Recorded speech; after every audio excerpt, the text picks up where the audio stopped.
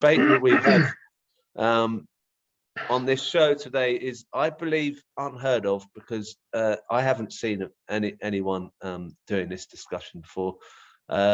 Chris Williamson is joining us, and so is Pete Radcliff. Now, the discussion we're having in this debate is on what should the left's line be on Ukraine, and it's quite an open topic, because I didn't want to make it too specific. Now, the format of this debate is I'm trying to rival a bit the George Galloway and Christopher Hitchens debate, but obviously it's not in a hall, and it's not going to be nearly as long. But what we'll do is we'll have 5 minutes for each speaker, and then I'll be asking some questions that I've been sent in by audience members, and I'll be asking them myself, and then after that we'll have a sum up from both of you. To make it very fair, and so there's no claims of any bias, heads or tails, Pete? I'll go ahead. It's heads. So do you want to speak first, or do you want to speak second? If you speak first now, then you'll speak first at the end as well. If you want to speak second now, you'll speak at the very end of the debate. I'd like to hear what Chris Williamson's views are currently, so I'll go to Chris. You'll go second.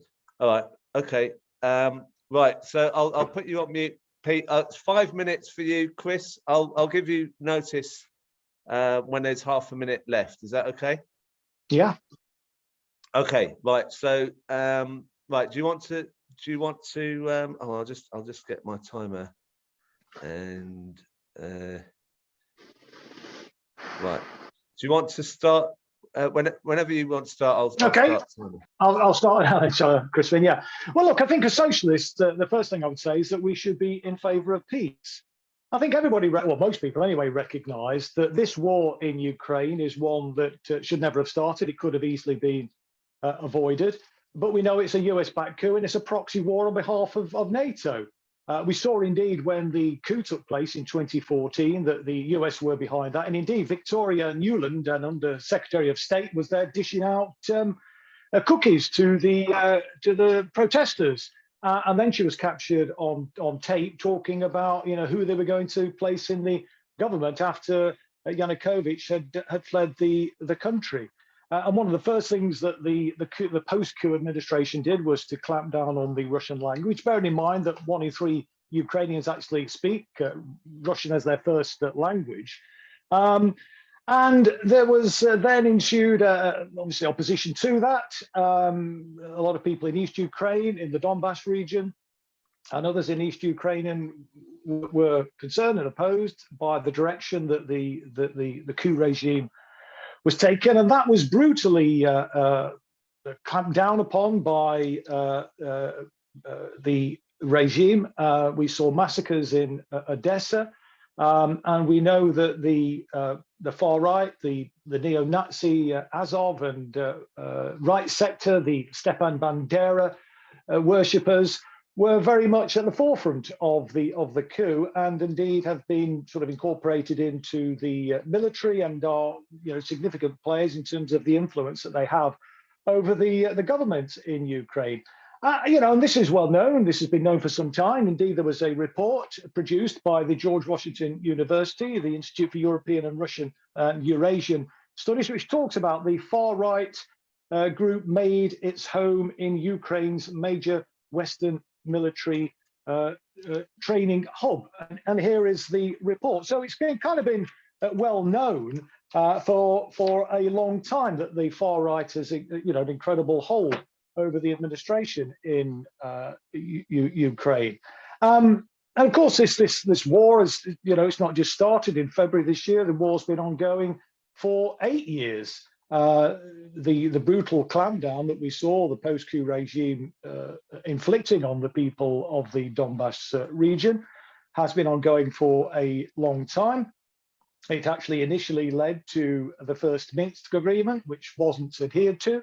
Poroshenko, the first Ukrainian president, introduced a really brutal clampdown, but didn't get very far and was forced into agreeing a second Minsk agreement. But again, neither were ever adhered to. I mean, the Minsk agreement, which is here, people can actually look it up if they want to. I don't suppose too many people that comment about the affairs in Ukraine necessarily read through it, but he talked about a ceasefire, withdrawal of heavy weapons, and most importantly, autonomy and elections in the eastern part of the country. They weren't talking about then ceding from Ukraine. They were talking about remaining as part of Ukraine, but having autonomy in a similar way, I suppose, to Wales and Scotland has in this country.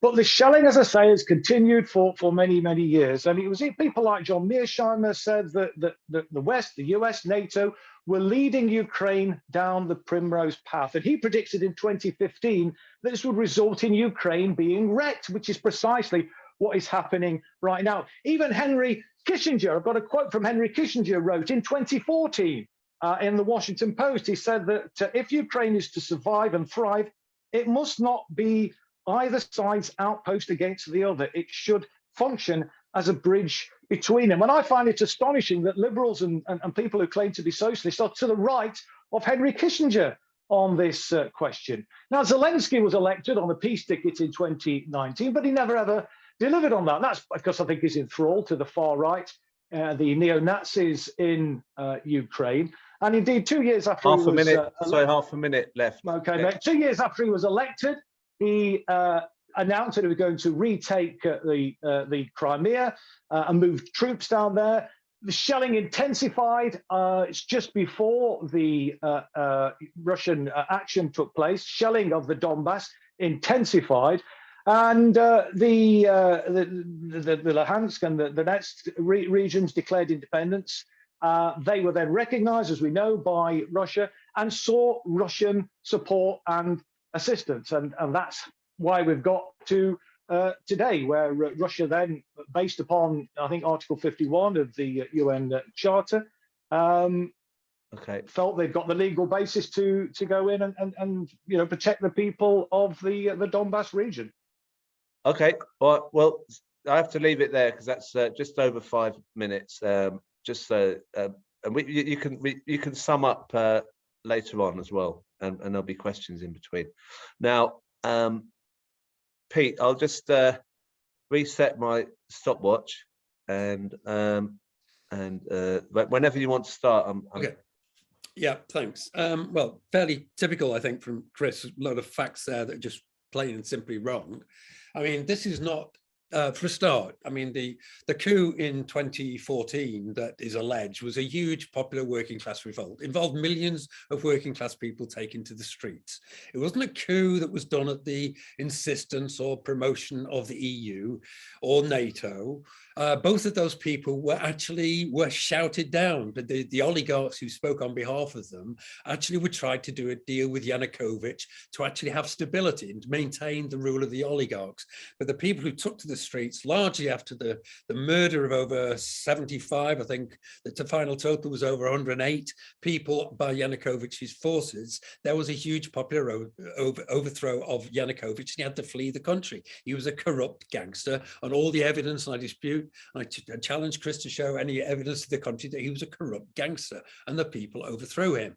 Now, what has happened in Ukraine has been a state that after the collapse of the Soviet Union, they voted 92% for independence from Russia, and this was a popular vote of both Russian and Ukrainian speaking people. It's not surprising when you look at the appalling treatment that the people of Ukraine had from the Russian authorities that happened. But all this war is about Putin, and Putin's quite open about it. This is a war to actually demolish the state of Ukraine. He said, he laid into Lenin in his famous speech the week before the invasion, when he laid into Lenin having created Ukraine for allowing these people to have some rights of self-determination. This is a war about Ukraine's right to self-determination.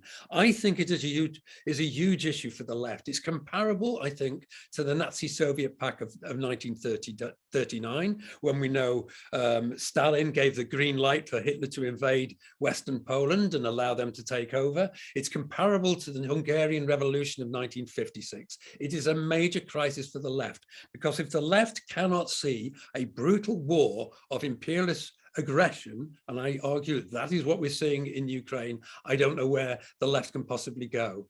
So Chris makes a big issue about the fact there are far right, and this has been a constant theme.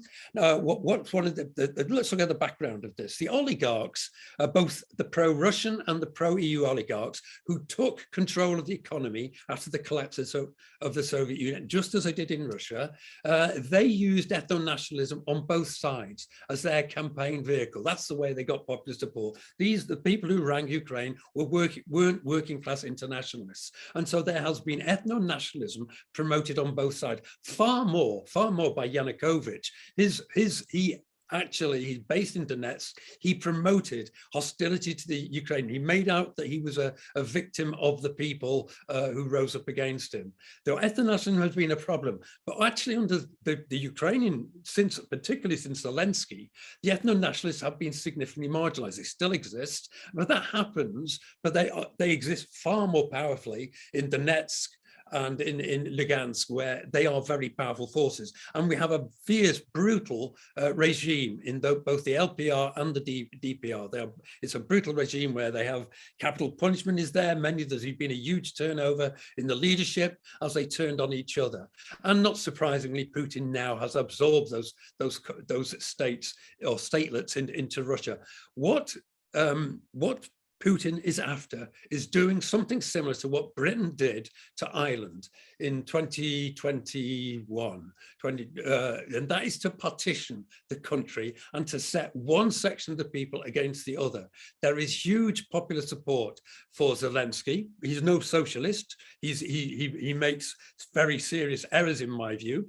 But one thing that has done is he's united the Ukrainian people. And that's one of the reasons why Putin has been so severely defeated, because he's faced a united people trying to disrupt his rule. That's why we should back the Ukrainian people. I'm hoping we should back the militias, and we should start talking to them and start politically making sure that when they overthrow this oppression. So half a minute now, half a minute. Okay. They will socially replace Ukraine. We should kick out Putin. And by that, I don't mean the US or anyone. I'm talking the internationalist workers of the world. We should give aid to the Russian workers to kick out of Putin. And that is the way we might start rescuing the Russian people and the Russian economy, or they should be able to rescue themselves from the repression they face under Putin for far too long. Great. That's just under 5 minutes. Thank you, Pete. Now, I've got some questions to ask you both. I'll swap the order around, I think, so Pete can answer the first one first, and then we'll alternate for a while. Pete, the question, and Chris, you can both please answer this question. To what extent do you think Putin was originally at least the US and UK's choice to run Russia? Pete, do you want to answer that? I don't think I can answer authoritatively. I mean, what I think we have to recognize is that after the collapse of the Soviet Union, the West worked in putting the oligarchy in power, and that still continues. That's why we had Roman Abramovich in Britain. That's where he used, and we worked with the British banks to launder his looting of the Russian economy. So let me make no mistake that Putin and his oligarchs have been close allies of the West, not opponents. When the Soviet Union collapsed, the Western capitalists thought these are people now. They're not talking language about overthrowing capitalism. They're talking about being big capitalists. They're our friends. And, Putin, I think, is, and all through this, I mean, NATO has been, regardless of what has been said by other people, NATO and have been trying to get caution, have trying to do a deal, restore stability with the Russian capitalism, been looking to try and make that. It conflicts with some of Putin's imperialist demands, you know, often the competing imperialist demands is what set capitalists against each other. But Putin is, I think, has been very close to the West, and the West still will, I think, want a solution to this that leaves Putin, or at least someone very close to him, in power. And that's what we should be arguing about. If we can throw Putin out, we should be calling for working class power in Russia, and I think that's what we should be calling for. Okay. Chris, your turn. Do you want me to read the question again? No, I heard it. I mean, and yes, he certainly was close to the West. I agree with Pete on that. And indeed, he was Boris Yeltsin's pick to replace him. That's pretty clear as a matter of record. I mean, as for you know, the working class rising up and throwing Putin out, I mean, there's a long way to go to achieve that. I've got to say, because the opinion polls that I've seen recently has an 85% approval rating, and you know, and frankly, what we ought to be focusing on is not talking about regime change in Russia, but trying to, you know, improve the lot of people in this country and trying to promote peace. And what we're seeing here in this proxy war is a situation which is a million miles from that. Right. Now, I'm going to ask you, Chris, to answer this next question first. Is Russia the aggressor here, or has Russia been forced into a corner by the ever-increasing and ever nearer NATO expansion? Well, absolutely. I mean, look, NATO promised to Gorbachev at the reunification of East and West Germany that it would not expand one inch eastward, and yet we've seen it moving right up to the borders of Russia. And as I've already mentioned in my opening remarks, people like John Mearsheimer pointed out that Ukraine was being led down the Primrose path, and if they continue down that road, then it would result in the country being wrecked. This war, as I said, has been ongoing for 8 years, and 14,000 people have lost their lives in the East Ukraine as a consequence of it. And I think it was a reasonable demand to make, to suggest that Ukraine should be a neutral country. And indeed, NATO have said they're never going to actually let Ukraine join, but they publicly want to keep the door open. I mean, essentially, this is, as I say, this is a proxy war. It is all about trying to weaken Russia. And I'll talk a little bit about this in my closing remarks. To weaken Russia, to balkanize Russia, in order to pivot towards China. Okay, and Pete, so the question is Russia the aggressor here, or has Russia been forced into a corner by the ever-increasing and ever nearer NATO expansion? Sorry, you're muted. There you go. Yeah, I think it's a nonsense that Russia has been pushed into this by NATO. I mean, even now, I mean, Zelensky has made clear that, you know, he's happy about Ukraine being neutral. Those of us who support Ukraine, most of us don't want it to be in NATO. I'm against NATO. I'm against military alliances that use nuclear arsenals to threaten other countries. I'm also against, what is it, the Collective Security Treaty Organization, Putin's nuclear establishment that he tries to do. So I think NATO is a red herring.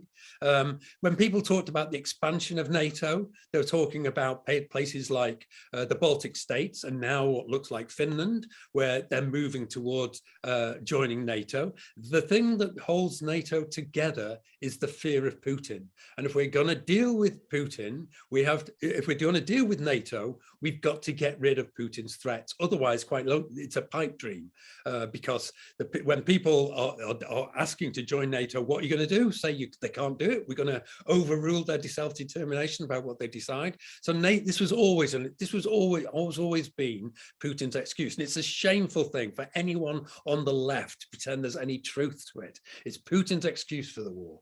It's not there now, and all this thing that Chris says about, oh, we should be in favor of peace. If you're in favor of peace, Chris, why are you calling for this? So you put up tweets on your Twitter saying that Ukraine should surrender, and Ukrainian people should surrender. You want the defeat. Be honest. You want the defeat of Ukraine. You want to deny them the arms they need to defend themselves. And the only way they're going to get those arms, unfortunately, is from the suppliers from the West. NATO supplied nearly £250 million worth of arms to Russia over the past 5 years. That's, that's the cozy relationship that NATO has with Russia. We're saying the Ukrainian people, they don't want NATO troops, they want the arms to defend themselves, and they have every right to do that, just as the Greek partisans had the right in the Second World War to defend themselves from the Nazis, just as the other resistance movements across Europe. When you're under foreign occupations, you have the right to throw off the military aggressor and end the war crimes that are being inflicted on you. And you should say that, and every socialist should say that. Right. I'm going to the next question is specific to it. The separate questions. One person sent in a question for each of you individually. I'll start with your question, Pete, which is why do you downplay the role of NATO? Well, I don't think I do. It's a difficult one because of just what I've just said. NATO is what NATO is actually doing now. I mean, you saw Zelensky with his appeal. He said, just give me 1% of your arms to NATO, and they're still saying no. They're upping it a little bit. What NATO wants, and we should have no confusion about it, NATO wants to be in control. They want to be in control of a re-engineered pact with Putin or the Russian regime. We should say they have no right to do that. I'm not downplaying it's NATO's role. I want it to be abolished. I want an end to those military alliances based on powerful imperialisms. But we have to recognize they exist. They're not responsible for this war, quite clearly. Putin is. I think I've made that quite clear why I think that's the case. Right. And Chris, your question specifically to you is, why do you downplay Putin's responsibility? Well, I think it's absurd to reduce it to one individual. As I've already pointed out, I mean, Putin's approval rating is running at 85%. And I think it's missing the point when you actually, focus it this whole issue on being, one man, as if this guy's unstable and he woke up one morning and decided to invade Ukraine. This has been a long time in the making, and indeed, it's very clear to me that Zelensky is a US puppet, a NATO puppet. The negotiations, the peace discussions, which are taking place at the moment, I think it was last week, the Ukrainians put forward a series of proposals which came very close to the minimum requirements that the Russians were putting forward. But then they were told they had to withdraw them, and so they had to pull back. I mean, this issue isn't about one individual. This is about NATO expansionism, the potential of moving nuclear weapons right up to Russia's border, an ongoing war against eastern Ukraine, the Donbass region. 14,000 people lost their lives. The role of the neo-Nazis in the government in Ukraine, in the military in Ukraine, the atrocities which have been perpetrated against people, the fact that they burned people to death in Odessa in the trade union building shortly after the coup, and it was a coup that took place. A coup, actually. I mean, the Maidan movement was infiltrated by neo-Nazis, and I recommend anybody who hasn't seen it to watch Oliver Stone's documentary, Ukraine on Fire, which actually documents this in some detail. It's incredibly naive, I think, to suggest that this complex situation, which seeing all this terrible suffering, is actually could all be dealt with by the removal of one individual. Let me say this: that frankly, Putin, compared to the people that that might replace him, is actually something of a moderate. And furthermore, and finally, on this point, the Communist Party in Russia is effectively the official opposition. They're the second biggest party in the Russian Duma. They support the war as well. So yes, it's not about one individual. This is as I say, a complex situation and a situation that has actually been brought about as a result of Western imperialism, not Russian imperialism. Right, thank you, Chris. Now we're sort of running out a bit running out of time. There's going to be one more question, and then the sum up, and then people asking they want to come in and chat. We'll do that after our next speaker, who's coming on after the two have summed up. Okay. Now this is a question for both of you. I think we start with Chris here. Given the history of Ukrainian nationalism and its genocidal massacres of Jews and Poles, among other minorities, doesn't the absorption into the state apparatus of neo-Nazi groups like Azov worry you? Well, absolutely worries me, and indeed that is one of the main reasons why we've seen this conflict in the east of the country escalating in the way in which it has. I mean, and some of the atrocities which have been perpetrated, are really quite shocking. And if people have seen the images, I mean, they're quite difficult to watch at times, actually, where Russian prisoners of war were being tortured and executed in cold blood, where we've seen people who are deemed to be, collaborators or saboteurs are being, humiliated and tortured in the street. Tied to lampposts and having their trousers removed and then being beaten. These are truly shocking images, and to me, all right-thinking people cannot in any way, shape, or form support this kind of corrupt neo-Nazi-backed Zelensky regime. And it seems to me, the only way forward, frankly, is for us to be, demanding peace, to be demanding an end to the so-called lethal aid. Because what's that going to do? All that's going to do is prolong the war. It's a war that Ukraine simply cannot win. Impossible for them to win. They cannot defeat the strength of the Russian army. All that we will do is to, as I say, prolong the war. More and more Ukrainian people will lose their lives, be injured. More and more people will be displaced. More and more people will be tortured at the hands of these neo-Nazis and these far-right nationalists. Surely, as socialists, what we should be arguing for is for the peace negotiations and for diplomacy to be diplomatic pressure to be applied by our government, by the European Union, rather than this jingoistic attitude which we're seeing in certain sections of the left, actually getting behind more lethal aid for Ukraine just to prolong the war. I mean, it's like they are prepared, as the US, NATO are, to fight this war to the last drop of Ukrainian blood has been spilled. It's a shameful position, in my opinion, to take. And I'm frankly shocked by the attitude of some people who claim to be on the left, that they support this ridiculous proposition, indefensible proposition. And indeed, as I say, they should be getting behind peace, getting behind a diplomatic solution to try and bring some stability and peace to this region, so that they can focus on rebuilding the nation and focus on improving the quality of life once again for the Ukrainian people. Right. Now that you'll be able to sum up in a bit, Pete, as well after Chris. But do you have an answer to that question? You want me to read it out again? So I've just unmuted you. I don't think you need to, Chris. No. No, I mean, I just think in some, there must be people living in different worlds. I think certainly Chris Williamson lives in a different world to me, and different to most people who've seen and know a little bit about the history of Ukraine, and who've taught Ukrainians. I don't know which Ukrainians Chris has been talking to, but when you talk about the atrocities that have happened on Ukrainian soil, let's not forget the Holodomor, when between 4 and 6 million people were killed, largely. Some died out of starvation, others were constantly killed by Stalin.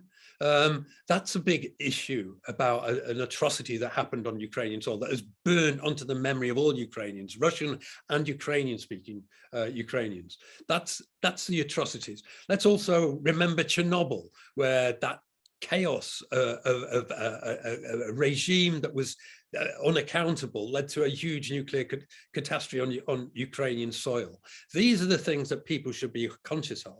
The far right has, Ukraine's had a very difficult history, and it's dominated by an imperialist power for decades in the 1800s and throughout the Stalinist years. When you talk about the suffering of Ukrainian people, it's not the suffering they've inflicted on others. You know, Ukraine now is a multi-ethnic country. It involves Romanians. It's not a bipolar country between even Ukrainian and Russian speaking. It's a multi-ethnic country. There are the Crimean Tatars who've been driven out of their homelands. The Muslims of Crimea have been driven out of their homelands by the occupation of Putin.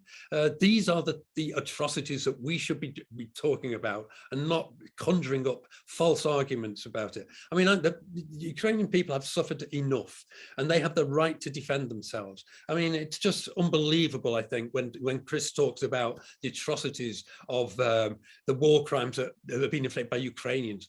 Has he not seen Butcher? Has he not talked to Ukrainians? There's plenty of Ukrainians over here with direct contact with people who can give on-the-ground information about the atrocities that have been done by the Russian forces on Ukrainian people, and also by the neo-fascists of the Wagner group, and also the Chechen people who pummeled the Chechen people with Putin in earlier days.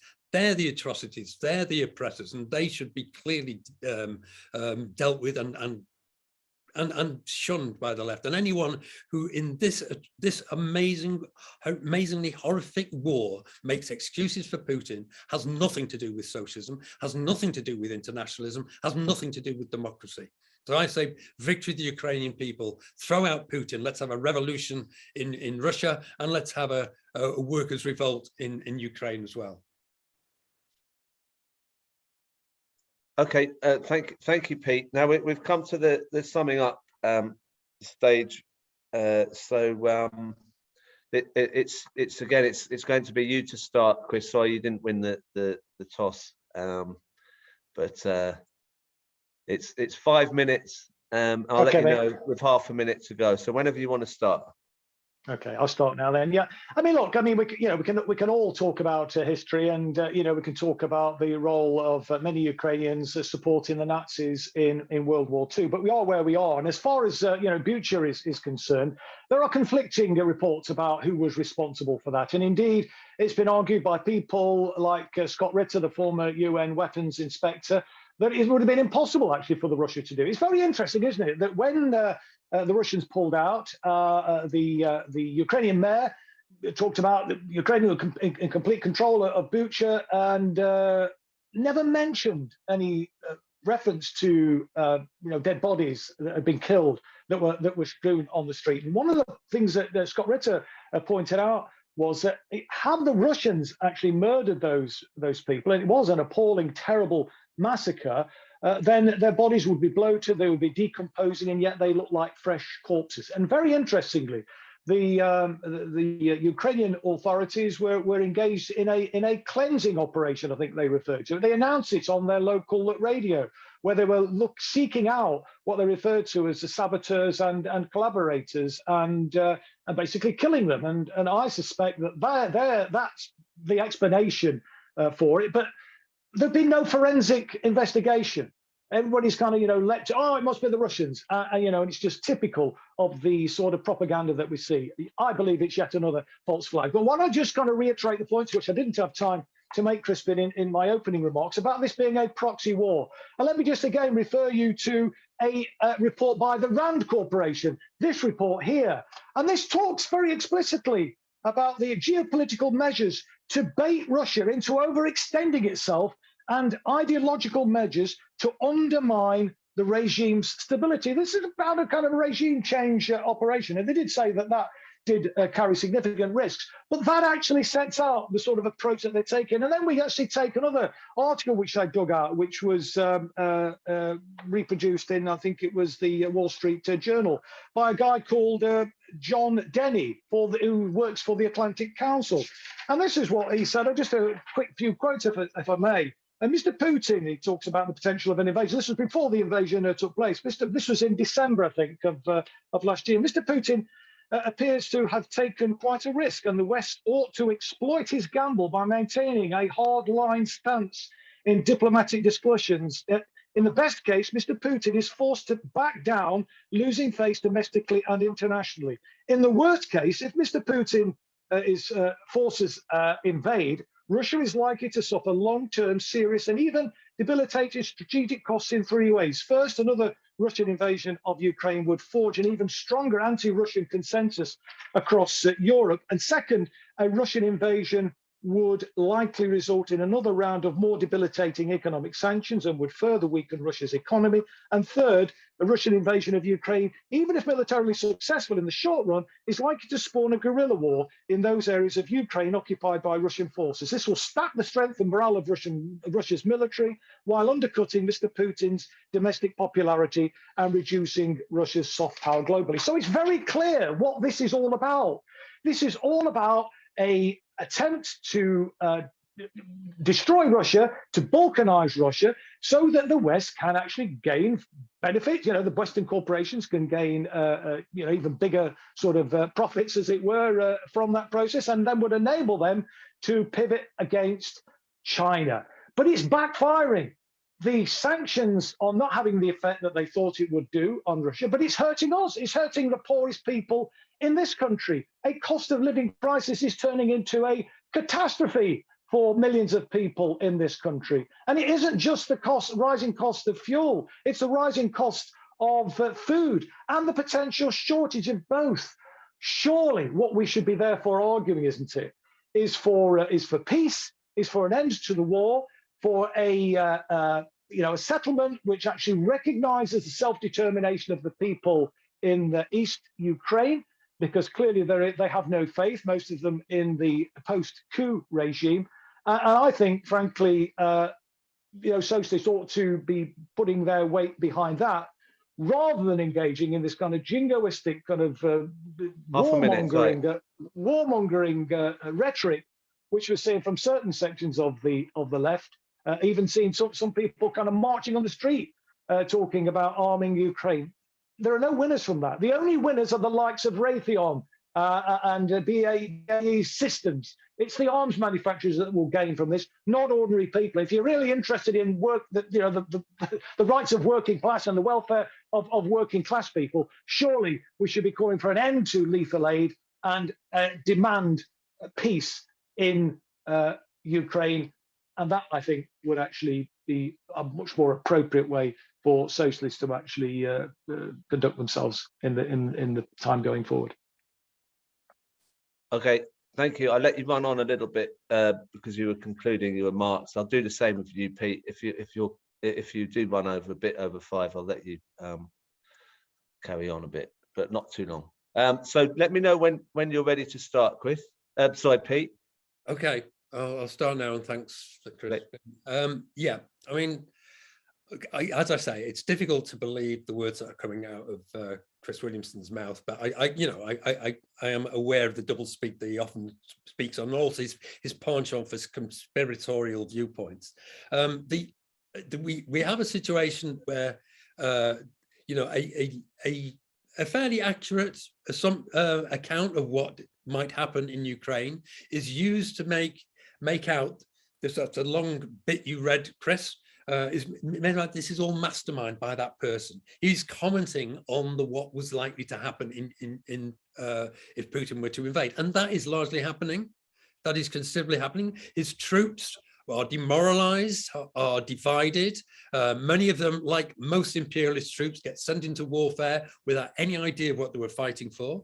The Ukrainian people were armed, and we should welcome the fact they armed so widely, and that's something Zelensky did, that it wasn't just kept to the generals, partly because he doesn't entirely trust his generals, and I think he was right to do that. And so there's this huge mobilization of the Ukrainian people, and that mobilization has really shaken Putin. It stopped. His war was initiated on the expectation to be able to blitzkrieg his way down into Kiev and occupy the whole of Ukraine, that he would collapse. That hasn't happened. Instead, now he's pulling back. His plan now is to try and get the Donbass area heavily under his control, to partition Ukraine, to prepare for another war.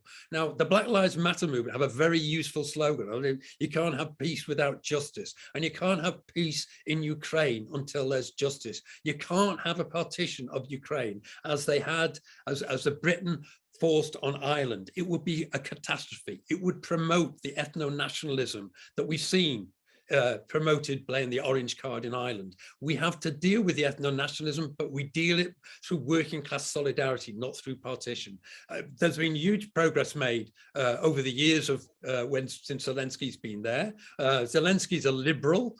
He's not without serious failures, and I think he's still influenced by the oligarchs who still had a lot of control. But you only have to look at his series that's now on, I think, on Netflix, The Servant of the People, to realize what his attraction was to the Ukrainian people. It was over the basis he was going to deal with the corruption and the oligarchy. And we should make sure that is continued. And we should fight against the ethno-nationalism that runs us in the DPR and the LPR.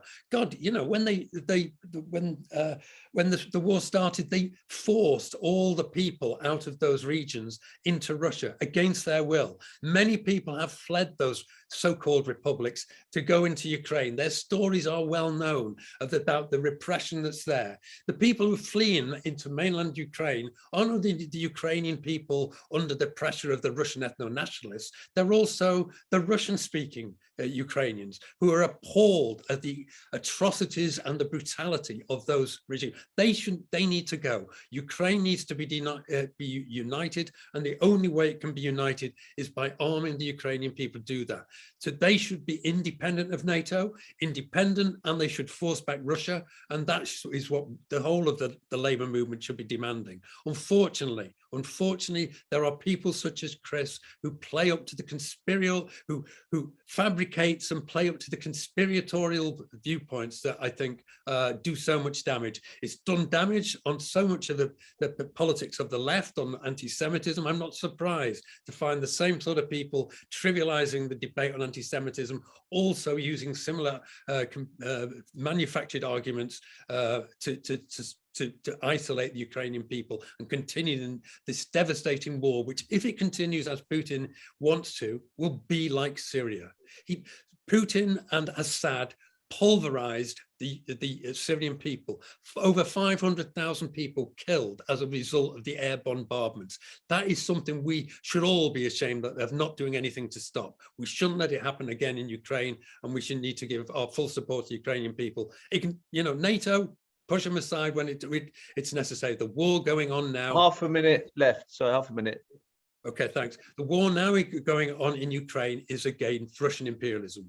And just as back in the days of Vietnam, we shouldn't have said, well, unless we can criticize Russian imperialism, we're not going to the aid of our Vietnamese brothers and sisters. And the same thing holds with every struggle for national liberation, Palestine or everywhere else. We side with them against the regimes that are oppressing them. Thank you, Chris. I'll leave it at that. Right. Thank you both for coming on and debating. That the points made about what was said in the debate, but I think people should draw their own conclusions. If I wasn't going to step in and stuff. I'm afraid that's not how it would work very well. If whatever was said, people can draw their own conclusion. I think the discussion is the problem. We just this hasn't been discussed, and I don't want anyone to feel that we have a particular side on the show. Right, so we're going to take points from people who've put their hands up, and I'm going to take them in the order that I can see them. Can you hear me? Yeah. Yeah, I am absolutely staggered by Pete Radcliffe's contribution. It was not only ahistorical, it was hypocritical. He has gone on about left anti-Semitism, the AWL, in the Labour Party right throughout the Corbyn era.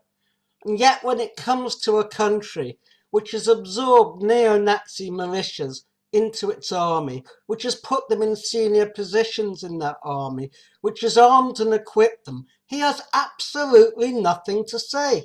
Ukraine is the only country in the world which has a national holiday in memory of an open neo-Nazi, an open Nazi collaborator, that is Stepan Bandera.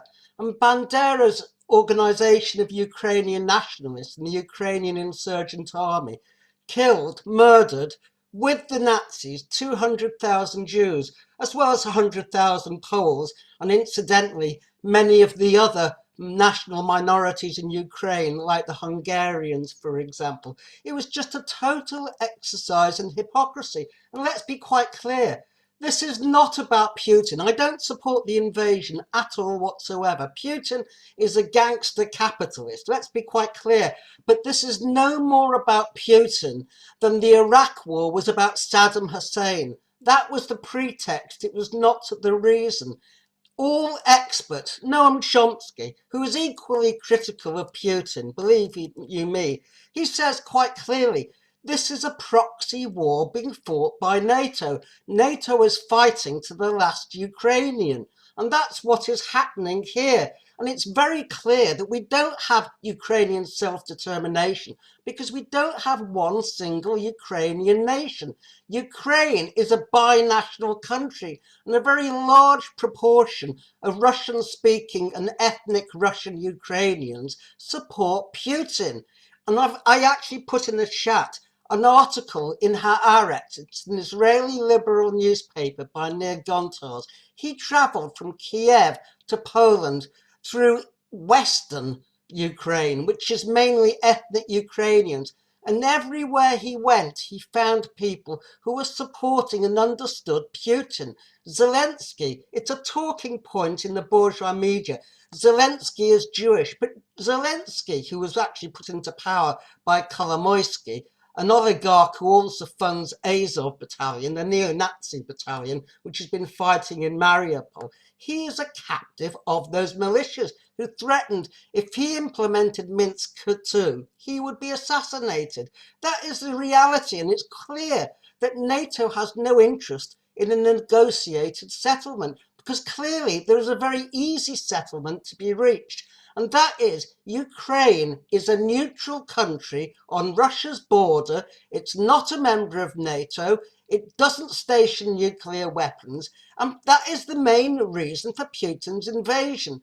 And on that basis, peace would break out very quickly. But of course, NATO's not interested in peace. It says Ukrainians have a right to be in NATO. I'm sorry. You don't have the right to be in an offensive imperialist alliance which threatens your neighbour. And as for the AWL, there isn't a NATO war that they haven't not supported. When it came to Iraq, they refused to call for withdrawal of troops. The same in Afghanistan. The AWL are a pro-imperialist sect. And Chris Williamson was absolutely right.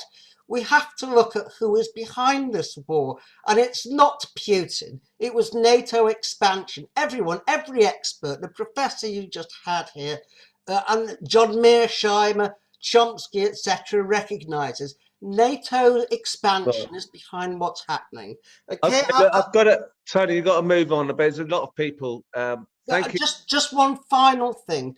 In 2014, Victoria Nuland was caught on tape, an intercepted phone call on tape, having funded the coup against Yakunovich, who actually abolished the national holiday in support of Bandera. Poroshenko, who succeeded him, reinstated him. That is really what it's about. Really ugly neo-Nazi nationalism. And, you know, Pete Radcliffe just ignored it. He didn't even mention it. That is just so dishonest. Okay, thank you, Tony. Now we've got Christopher Ford. Well, what do you want to say, Christopher? Oh, quite a lot. Thank you very much. I just listened to quite a number of things there. So let's just start with the Second World War. Of the entire Soviet population, of those who collaborated, 16% came from Ukraine.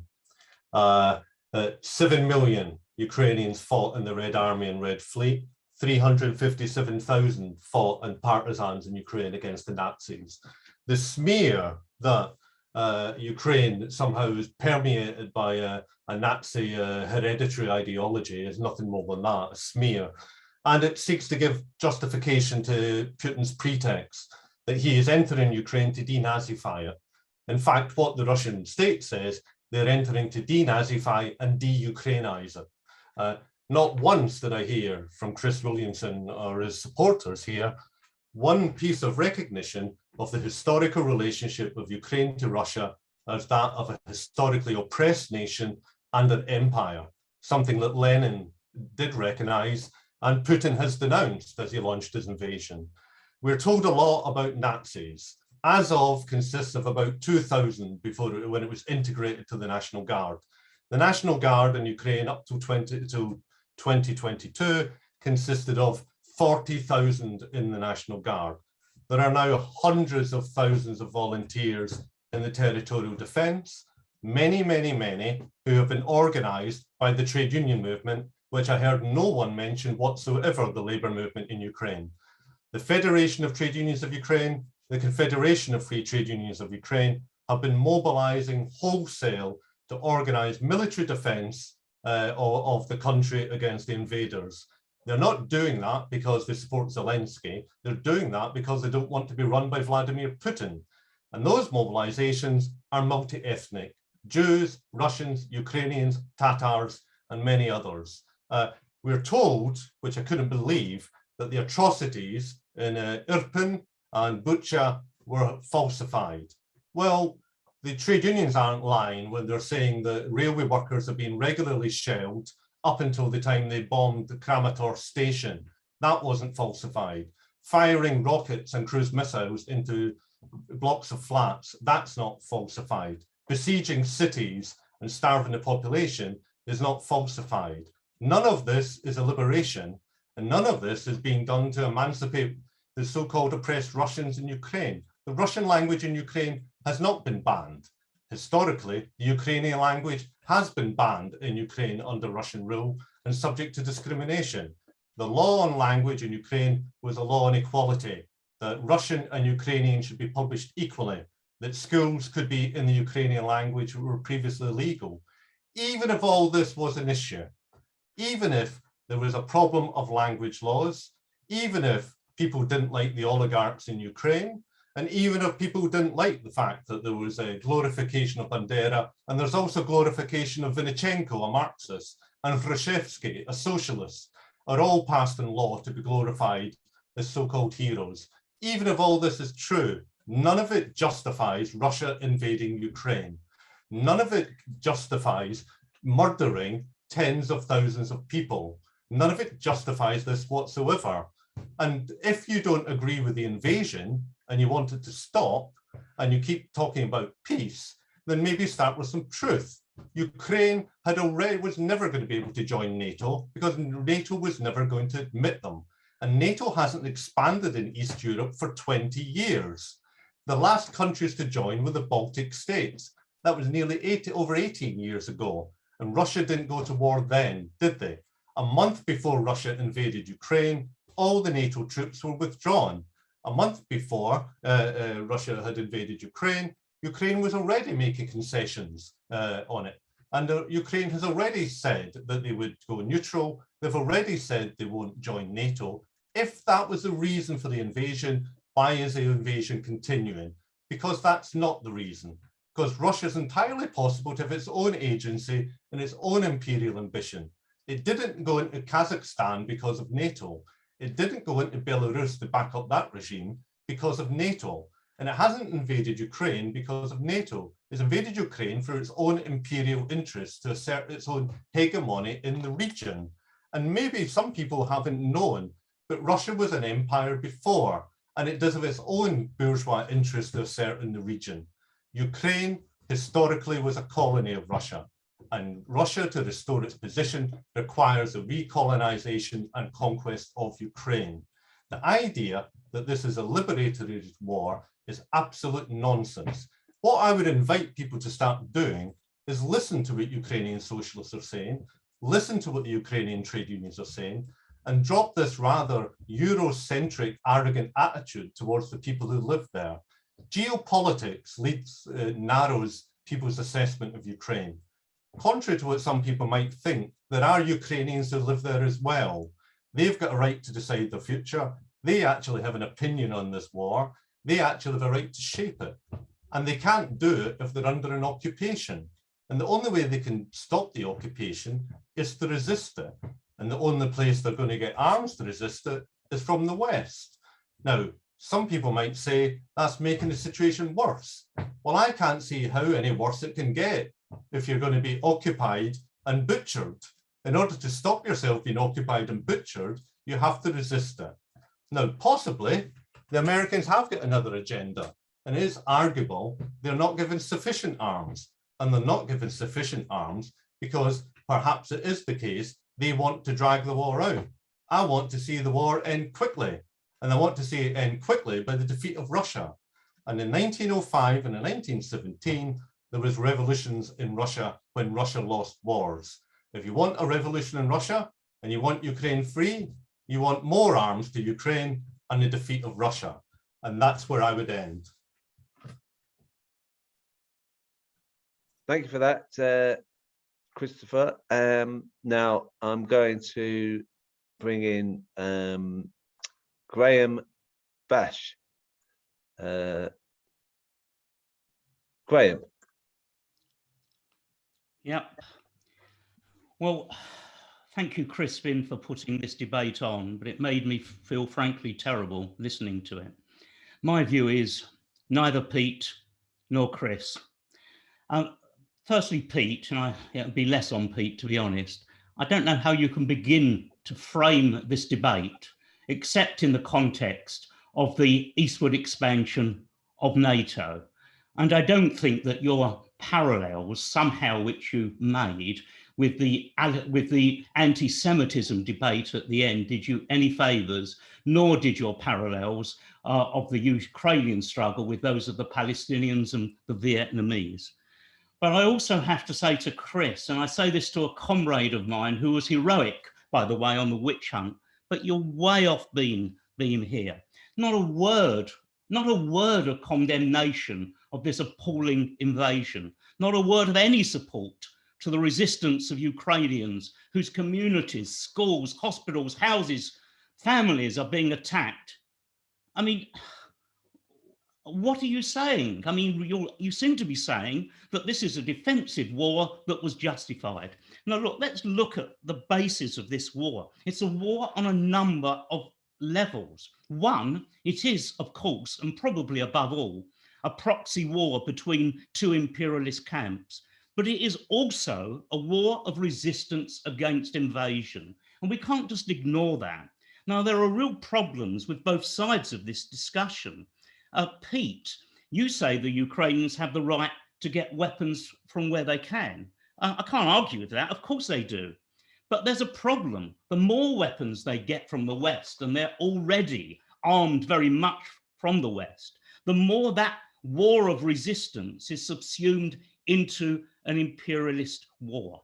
And Chris, you talk about self-determination for Donbass. Well, self-determination for peoples is important, but it's not an absolute. It's subject to historical, geographical, and above all, global context. Let me give you an example. I don't want to take too much time here, but at the end of the First World War, the right of Sudetenland Germans to